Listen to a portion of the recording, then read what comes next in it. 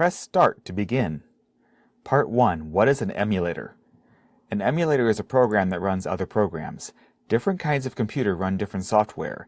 It's like having a program written in Finnish when all your computer knows is English. The processor won't be able to make sense of it. Yet when people buy a new computer, they might want to keep using the software they have. An emulator translates the instructions one by one to let the new computer run the old computer's software.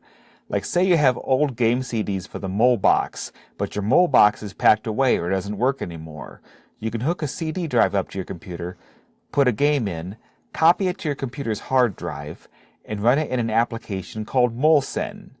It reads each MIPS instruction and each graphics command and does the same thing on your AMD 64 box.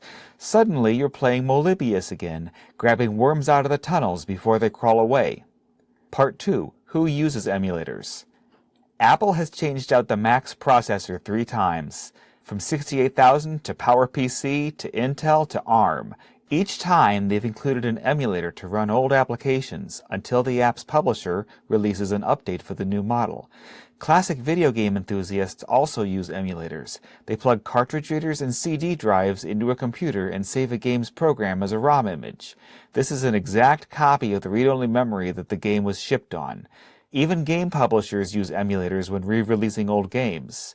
These classic arcade and console games aren't remade, they're emulated, often with all the old glitches intact. This is how companies sell 30-year-old games to a new audience. Part 3. What is copyleft? Many emulators made by hobbyists are what is called free software. This refers to free as in liberty more than free lunch. The author uses a copyright license to give users certain rights. Every user of a free program is entitled to make copies to give to others. Free software also comes with source code, the blueprint for software. This lets users improve an application and share their improvements. Copyleft is a kind of free software license that goes further to protect users' rights. Anyone who shares a copylefted program has to pass on the source code with all the rights they got from the author. The program can't have proprietary parts mixed into it. This poses a problem for game publishers. A lot of popular emulators are copylefted. Steamworks is proprietary software. This means a copylefted program can't integrate with Steam achievements. Nor do Apple phones and modern consoles let users run modified software. If all the good emulators are copylefted, each publisher has to write their own. Part 4. Better than the real thing. So you're making your own emulator, with blackjack and hookers. Can it make the game more appealing? Yes, it can. This can be anything from subtle to a full-on remaster. An emulator can apply a small improvement patch to fix bugs in a game. It can overclock the emulated CPU to reduce slowdown. It can increase the graphics chip's moving objects to reduce flicker. It can add quality of life things like more save points.